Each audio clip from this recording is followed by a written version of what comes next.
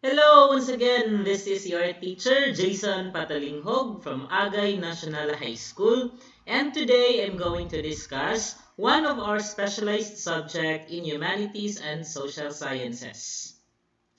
This lecture is based from the Unified Learning Activity Sheets prepared by Miss Lowela Silab and edited by Mr. Ryan Paigna and Mr. Leo Wilfredo Gapas from the Division of Agusan del Norte.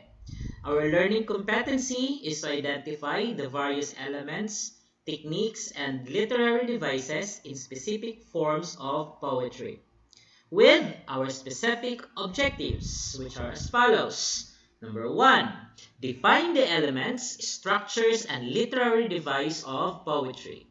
Number two, name various elements, structures, and literary device of poetry. Number three, appreciate the beauty of poetry. Now, these learning activity sheets is good for 2 weeks. And I am going to discuss this in two parts. Now, this is the part one wherein we're going to discuss the elements and structure of poetry. Now, there are different elements that we use in literature, but there are specific elements and literary device that we use in poetry. One of these are the sound devices. Sound devices are important in order to create an imagery of sound that evokes hearing to our readers. Here, writer plays with words in order to create different sound effects. The first sound device that we are going to discuss is alliteration. Alliteration involves the repetition of usually initial consonant sounds in two or more neighboring words or syllables. Example, sheep should sleep in a shed. Sheep should sleep in a shed. Take note on how we repeatedly use the consonant sound s. She, should, sleep, and shed. Next, assonance. Assonance refers to the repetition of internal vowel sounds in words that do not end the same. So the sound has similarity, however they are found in between words, not in the beginning, not in the end, but internal, within the word. Sorry for that. Okay, so example, hear the mellow wedding bells. Take note how we repeatedly use the sound e, the vowel sound e in words like mellow, wedding, and bells. Again, hear the mellow wedding bells. The sound e is repeatedly used in the words mellow, wedding, and bells. That is assonance. The next sound device is consonance. It is the repetition of the same consonant sound in a line of text. These alike sounds can appear anywhere in the word, but will usually found at its end or middle, or at the end of the stressed syllables. Example, the crow struck through the thick cloud like a rocket. Notice how we repeatedly use the k sound. Again, the k sound in the words struck, thick, like, and rocket. Okay? So the sound k is repeatedly used in the neighboring words like struck, thick, like, and rocket. The next sound device is called onomatopoeia. It is the process of creating a word that phonetically imitates, resembles, or suggests the sound that it describes. Example: oink oink, arf arf, meow meow, sss, bzz, ding dong, tick tock tick tock. These words evokes the sense of hearing, and by imitating the sound and use it in writing, we are actually using a sound device called onomatopoeia. Next is rhyme. Now, rhyme is the trademark of poetry. It is the repetition of the same or similar sound which occurs in two or more words, usually at the end of lines in poems or song. Let's say, for example, the coolness of the night refreshes my skin. The stars shine so bright, causing me to grin. If we're going to look at the end sound of every line, we can create a rhyme scheme. Let's go back to our example and read it per line. The coolness of the night. The end sound t, that is the first sound, so we label it with A. The second line refreshes my skin. It ends with the sound N. It is different from the first sound night. So we label it with B, meaning it is the second sound. In the third stanza, the stars shine so bright. Bright rhymes with night. So since they have the same sound, we label it the same, A. And the fourth line, causing me to grin. The end sound is grin, which is rhyming to the word skin. So we label it the same, B. Therefore, we can say that this poem has a rhyme scheme of AB, AB. We will have more practice later as we continue on this discussion. Now, the next sound device is the rhythm. This is the beat. It can be described as the beat and the pace of the poem. So it defines how the poem is spoken and how fast you're going to speak it.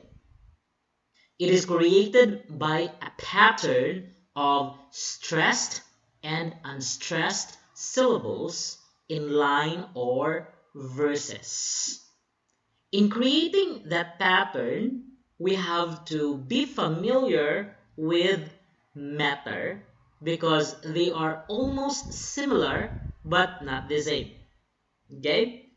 Let's say, for example, shall I compare thee to a summer's day? Okay? Shall I? Shall is unstressed, I is stressed. You're going to say, shall I compare? Okay? Com is unstressed, pair is stressed. Shall I compare thee to a summer's day? Okay? So that would create a rhythmic pattern or a beat which makes our poem beautiful in our reader's hearing. It evokes the sense of hearing of our readers.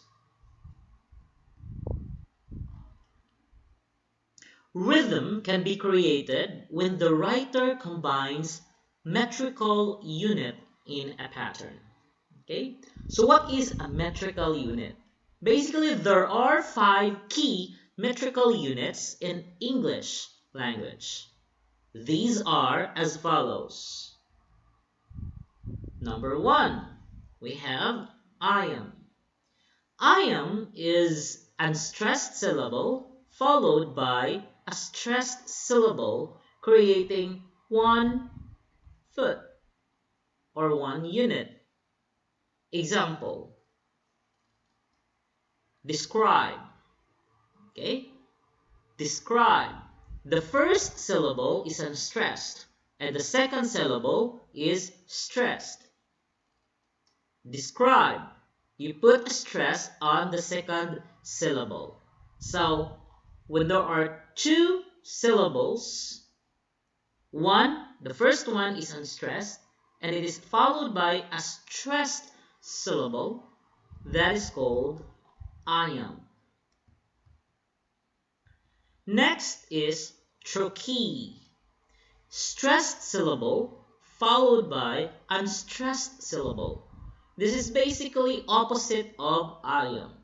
The first syllable is being stressed while the second syllable is unstressed. Example, custom. Custom. Okay? You do not say costume. You do not say that. You say custom. The first syllable is being emphasized or is being stressed. So if that is the arrangement, the first syllable is stressed while the second syllable is unstressed, it is called trochee. Next is spondee. Spondee is equal stressed for both syllables.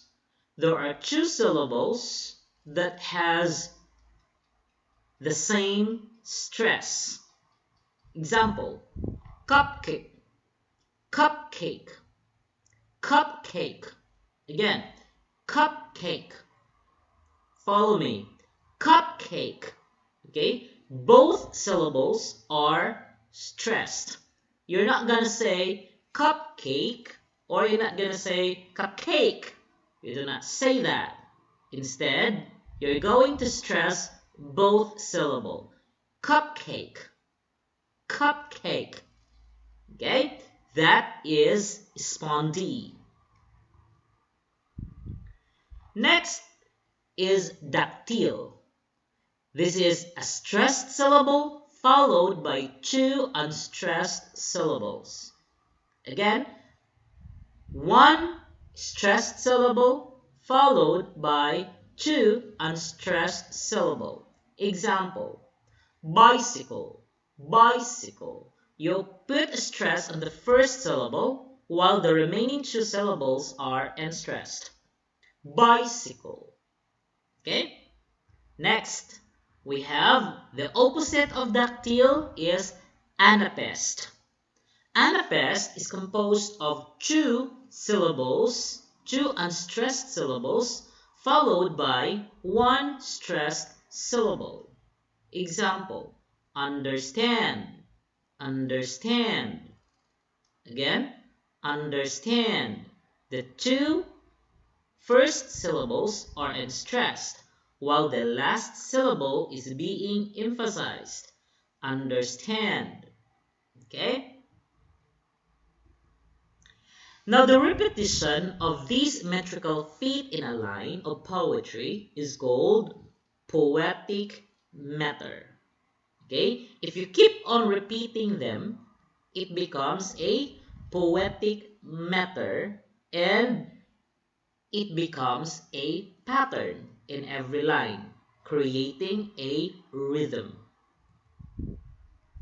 Now, a poetic matter are as follows. You have to familiarize or at least memorize these. Okay? 1 foot is called monometer. 2 feet diameter. 3 feet trimeter. 4 feet tetrameter. 5 feet pentameter. 6 feet hexameter. 7 feet heptameter. 8 feet octameter. In a line, if there is or are one iamb, that is called iambic monometer. 2 iambs, iambic dimeter. 3 iambs, iambic trimeter. 4 iambs, iambic tetrameter. 5 iambs, iambic pentameter. 6 iambs, iambic hexameter. 7 iambs, iambic heptameter. 8 iambs, iambic octameter. If there are or there is one trochee, we call it trochaic monometer. 2 trochee, trochaic dimeter. 3 trochee, trochaic trimeter. 4 trochee, trochaic tetrameter. 5 trochee, trochaic pentameter. 6 trochee is trochaic hexameter. 7 trochees, trochaic heptameter. And 8 trochee is called trochaic octameter. Now, if there's one spondee, that is called spondaic monometer. If there are 2, spondaic dimeter. If there are 3, spondaic trimeter. If there are 4 spondee, we call it spondaic tetrameter. 5 spondee, spondaic pentameter. 6 spondee, spondaic hexameter. 7 spondee, spondaic heptameter. 8 spondee, spondaic octameter. Now, if there's one dactyl, we call it dactylic monometer. If there are 2 dactyls, dactylic dimeter. 3 dactyl, dactylic trimeter. 4 dactyl, dactylic tetrameter. 4 dactyl, dactylic tetrameter. 5 dactyl, dactylic pentameter. 6 dactyl, dactylic hexameter. 7 dactyl, dactylic heptameter. And 8 dactyl, dactylic octameter. Now, if there is one anapest, we call it anapestic monometer. So we just add IC to the word anapest, make it anapestic, and then add the monometer or the number of meters. If there is 1, that's mono. If there are 2, that's di, so it becomes anapestic dimeter. If there are 3, anapestic trimeter. There are 4, anapestic tetrameter. 5, anapestic pentameter. 6, anapestic hexameter. 7, anapestic heptameter. And if there are 8, that's called anapestic octameter. Now let's use this in a practical example. Okay? For iamb or the iambic matter, that's unstressed followed by stressed. Okay? Example, I pledge allegiance to the flag. I pledge allegiance to the flag. So, I is unstressed, the first word, the first syllable. Pledge is another syllable, and that's stressed. I pledge allegiance to the flag. The colored yellow are unstressed syllable, while the white font are stressed syllable. So if you notice, one unstressed followed by stressed, that is one iamb. Another iamb here, and another iamb. So there are 1, 2, 3, and 4. There are 4 iambs in that line. Therefore, that is called iambic tetrameter. Next example. Your wish is my command. Okay? Your wish is my command. Okay? So your wish is my command. So there are 1 iamb, 2 iamb, 3 iambs. It's called iambic trimeter. For trochaic, we have this example. Gently down the stream. Okay? Gently down the stream. Okay? So we have 1, 2, 3. 3 trochee is called trochaic trimeter. One important way in analyzing a poem is to look into the stanza structure, and its form. Basically, structures refer to the overall organization of lines and the conventional patterns of sounds. Stanzas refer to the series of lines grouped together and separated by a space from other stanzas. They correspond to a paragraph in an essay. Identifying stanza is done by counting the number of lines. The following are some of the terms used to refer to the number of stanzas. Okay. A stanza consisting 1 line is called a monostich. If there are 2 lines in 1 stanza, it's called a couplet. If there are 3 lines in a stanza, it's called tercet. If there are 4 lines in a stanza, that's called quatrain. 5 lines, cinquain. 6 line, sestet or sexain. 7 line, septet. And 8 lines are called octave. Let's say, for example, this poem written by Edmund Spenser. My love is like to eyes, an eye to fire. How come it then that is her cold so great is not dissolved through my so hot desire, but harder grows the more I her entreat? Or how comes it that my exceeding heat is not delayed by her heart frozen cold, but that I burn much more in boiling sweat, and feel my flames augmented manifold? What more miraculous things may be told that fire, which all things melt, should harden ice?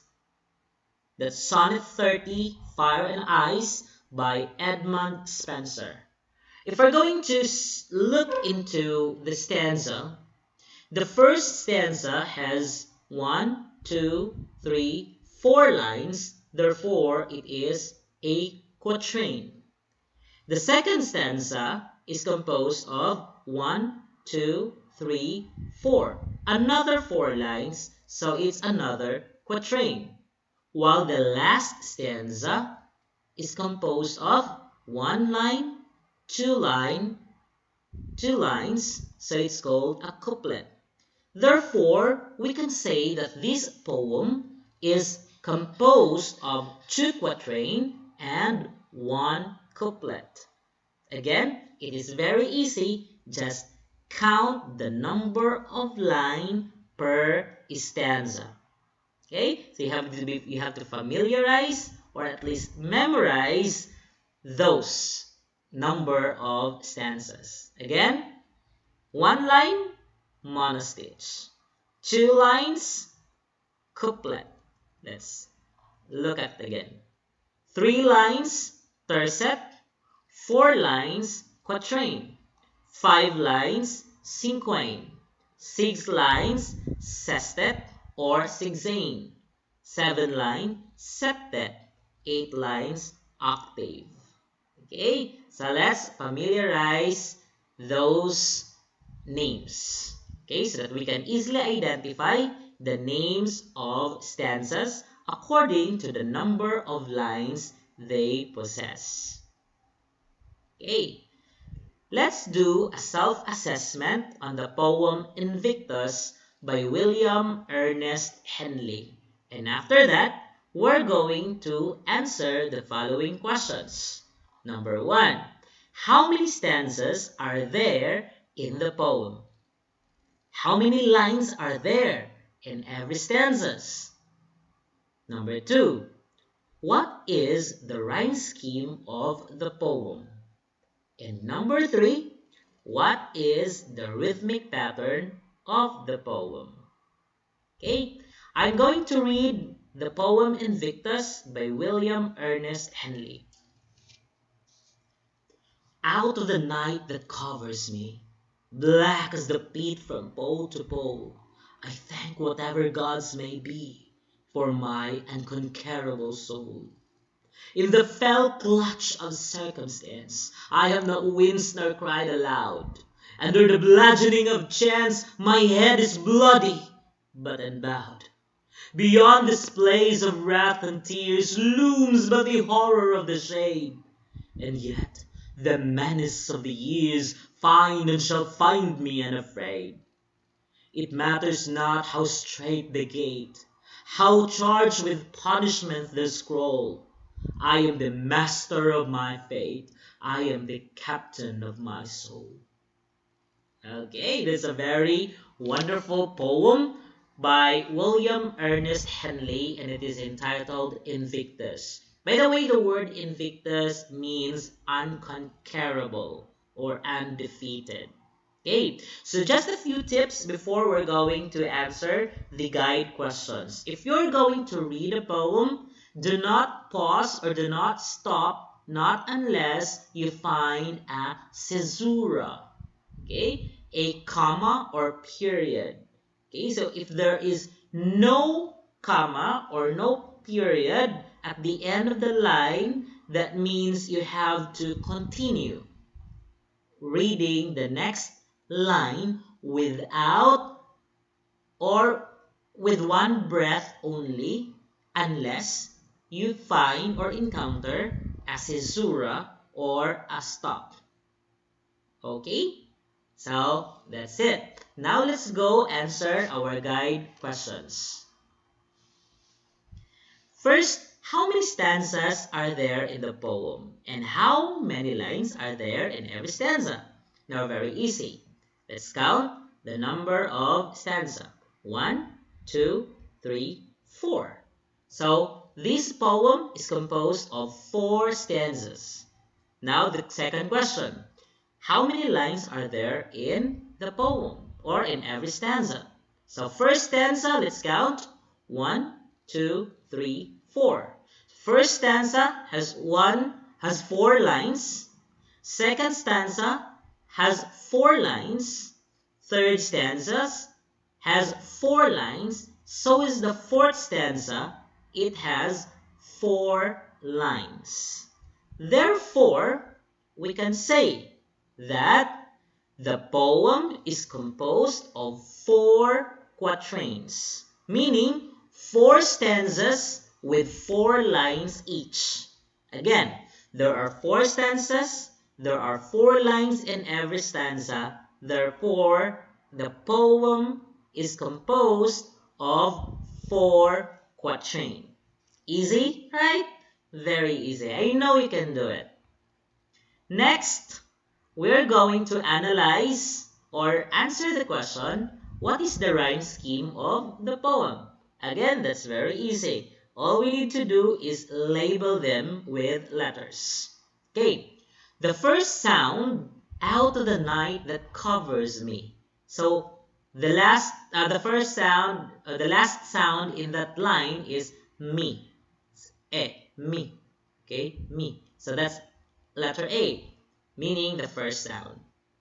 The second end sound, the second line, the end sound is pole. Pole. So it's different from me. It's pole. So that's second sound. Now again, do not be confused with the letters. Although first line ends with letter E, but it does not have a sound of pole. It's different, right? So me and pole are two different sounds. Do not be confused with the consonant letter that ends with the word. Okay? Third sound, B. Okay? I thank whatever gods may be. So that's the same with me. So we label it with A. Then soul is rhyming with pole. So that's B. Circumstance, that's another sound. So we label it with C. Allowed is another sound. So we label it with D. Chance is rhyming with circumstance. So we label it with C, the same sound. And bowed, rhyming with allowed. So we label it with the same letter, letter D. Next stanza, tears. That's another sound. So we label it with E. Shade, that's another sound. So we label it with F. Years has the same sound with tears. So we label it with E. And afraid has the same sound with shade. So we label it with F. Gate is another sound. So we label it with G. Scroll is another sound. So we label it with H. Fate rhymes with gate. So we label it with G, the same label. And soul has a rhyme with scroll. So we label it with H. Therefore, the rhyme scheme of the poem is AB, AB, CD, CD, EF, EF, GH, GH. That's very easy, right? I know you can do it. Now, let's go to the rhythmic pattern of the poem. Okay. For the rhythmic pattern of the poem, we have to syllabicate each line. Okay. So I already did it for the first stanza. Okay. So let's syllabicate. What do you mean by syllabicate? That is that is when you are going to separate or dissect the words per syllable. Okay. Out, that's one syllable. Of, one syllable. The, one syllable. Night, one syllable.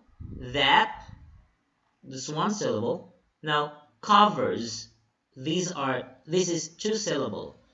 Covers, covers. Okay, two syllables. Then me. Okay. We do it with the rest. Okay, we do it with the rest of the line. We syllabicate them. After that, we're going to stress. We have to identify where the stress is. Okay, example. In identifying the stress, all you have to do is to read the words, then identify which part of the word or which syllable is being emphasized and which one is not. Okay, so the one that is being emphasized is the stressed syllable, and the one that is not emphasized is the unstressed syllable. Okay, example, out. Okay, out of the night. Okay, out of the night that covers me. Okay, out of the night that covers me. So the bold black words are emphasized. Okay, so if we're going to group them, it's stressed syllable followed by unstressed syllable. It's called a trochee. Then, unstressed syllable followed by a stressed syllable. That's an iamb. Unstressed syllable followed by a stressed syllable, another iamb. Unstressed syllable followed by a stressed syllable, that's another iamb. Okay? So, the first line, it has one trochee and 3 iambs. Let's go to the second line. Black as the peat from pole to pole. So black is stressed, as unstressed, followed by stressed syllable, then unstressed, stressed, unstressed, then stressed. Again, it's very easy to identify. All you have to do is read it properly. Black as the peat from pole to pole. And you identify which syllable is emphasized or being stressed. Then you're going to mark them. So, again, if we're going to group them and identify the matter, we're going to come up with a stressed syllable followed by unstressed syllable. We call that trochee. Then, unstressed syllable followed by a stressed syllable. We call that iamb.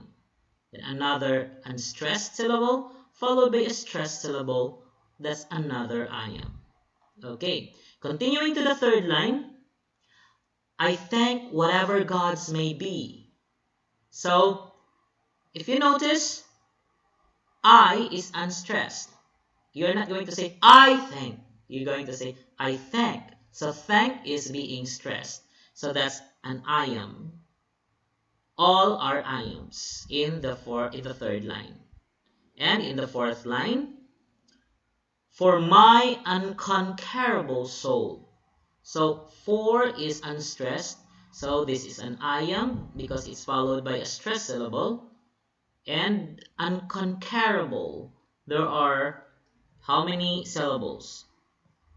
1, 2, 3, 4, 5. 5 syllables.